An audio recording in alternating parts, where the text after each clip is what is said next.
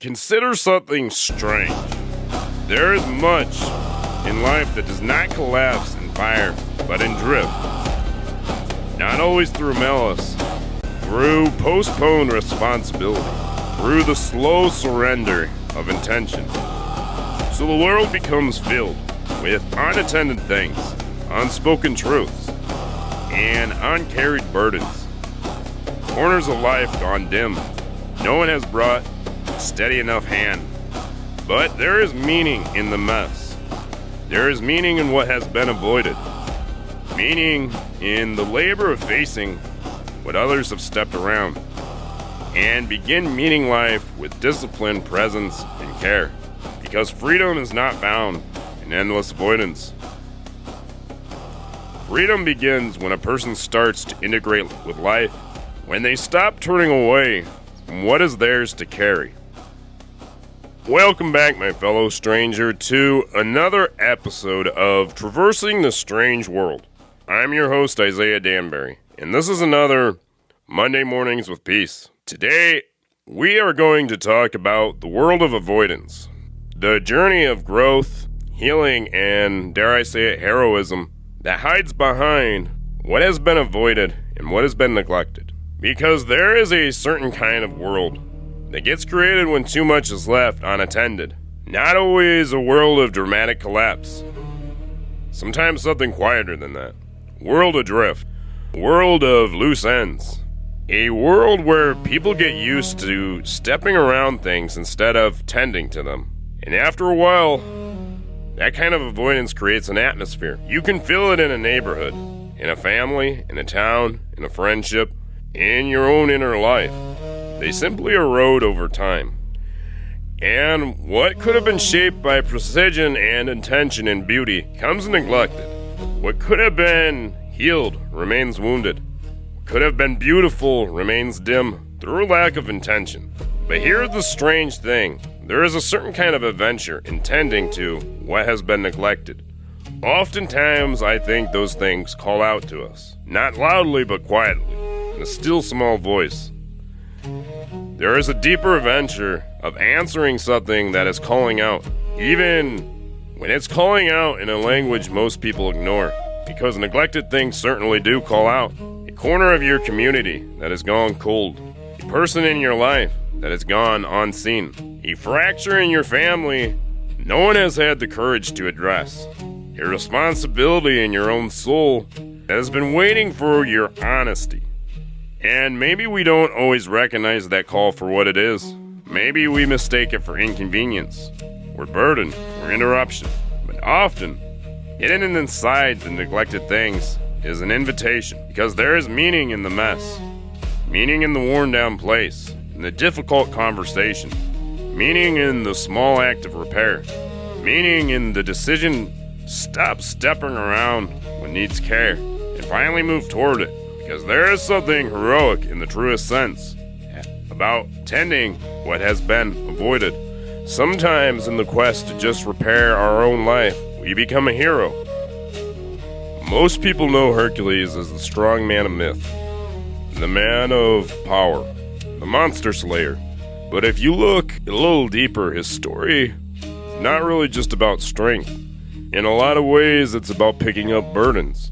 And it's about consequence. In the myth, Hercules is not simply sent off on heroic adventures for glory.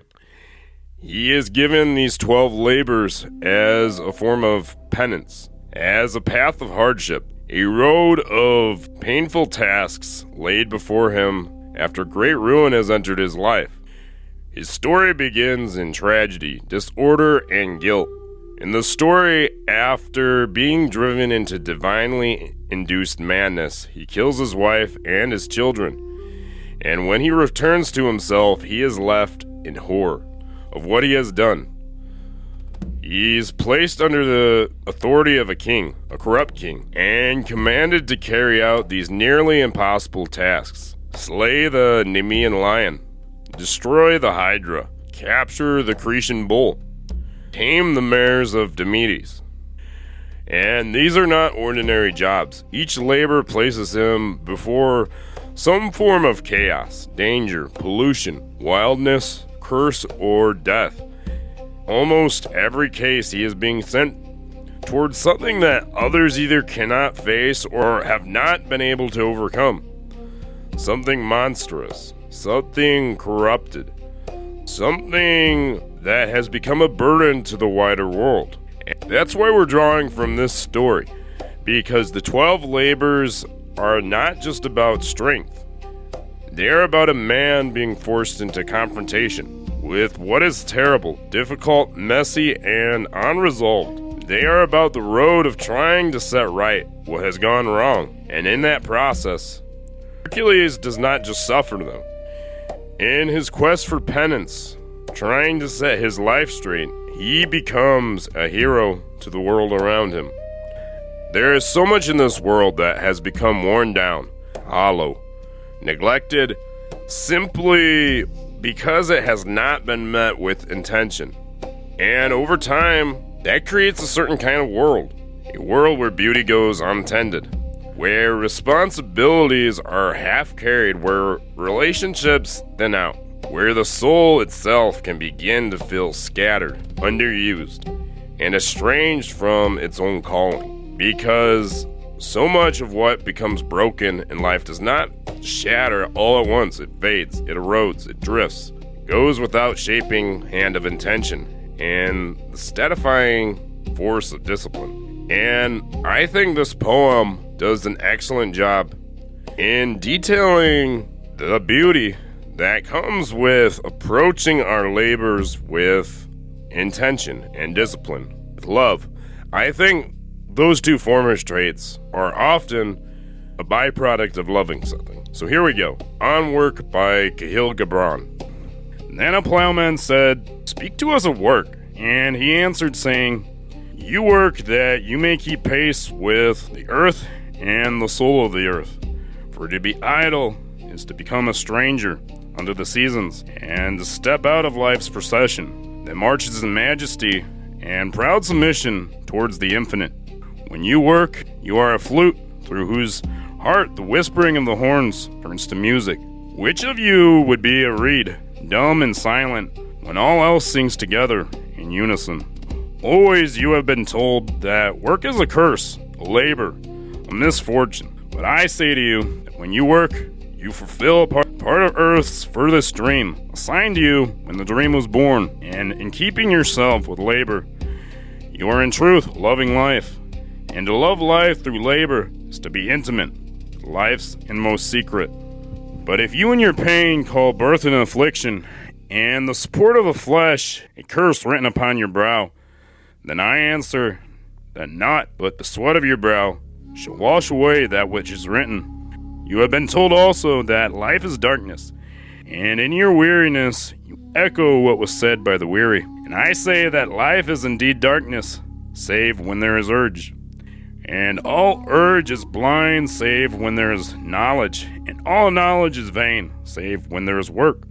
And all work is empty, save when there is love. And when you work with love, you bind yourself to yourself, and to one another, and to God. And what is it to work with love?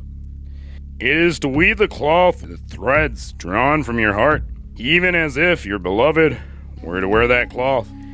It is to build a house with affection, as if your beloved were to dwell in that house. It is to sow seeds with tenderness, and reap the harvest with joy, even as if your beloved were to eat the fruit.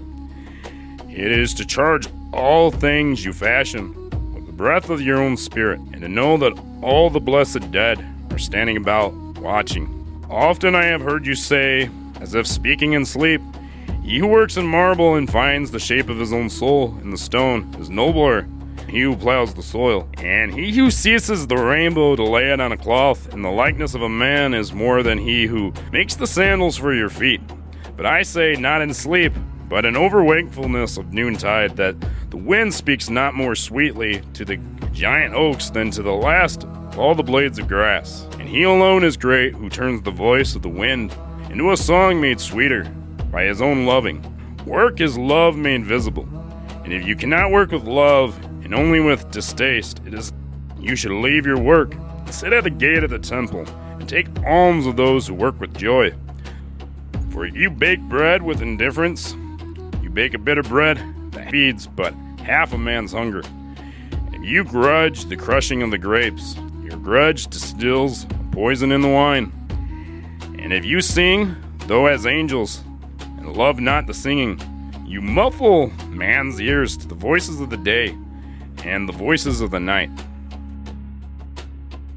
Freedom does not come from avoiding structure.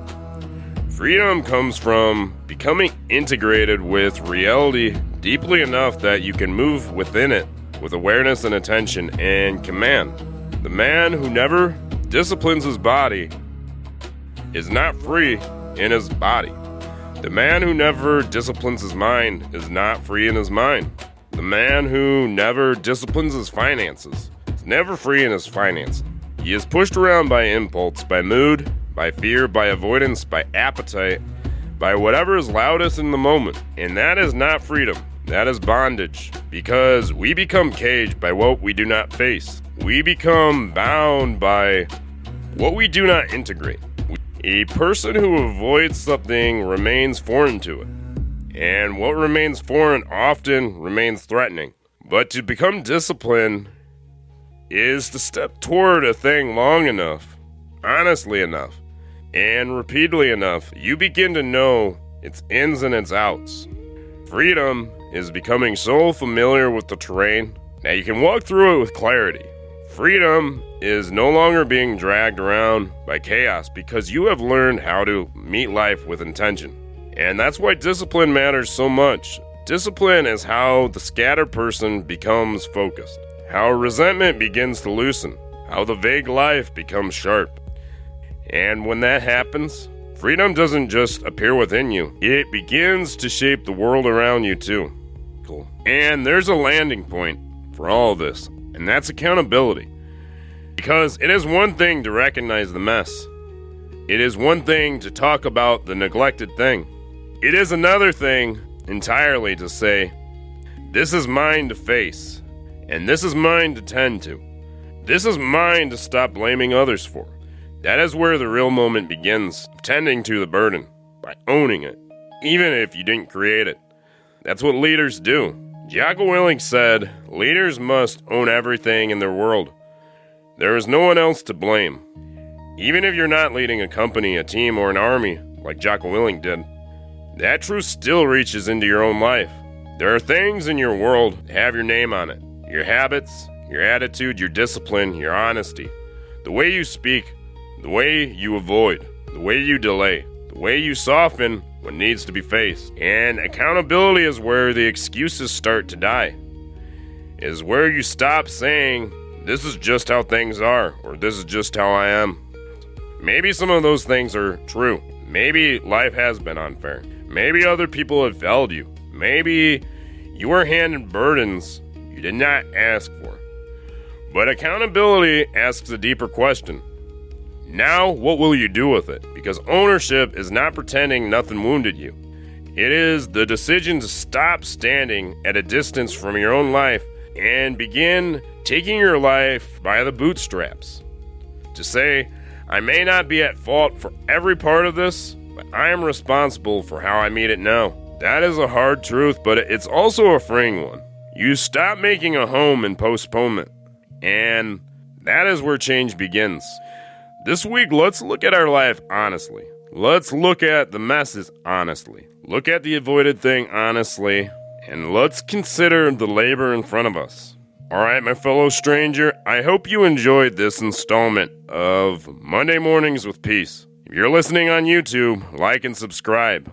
If it's on Spotify or Apple Podcasts, like and save.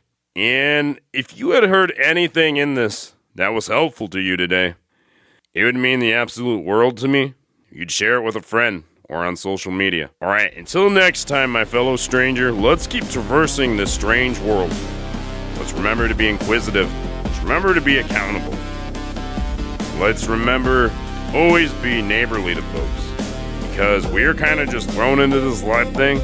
We don't know a lot about it. So at the end of the day, we're all just strangers in a strange land. Until next time, peace.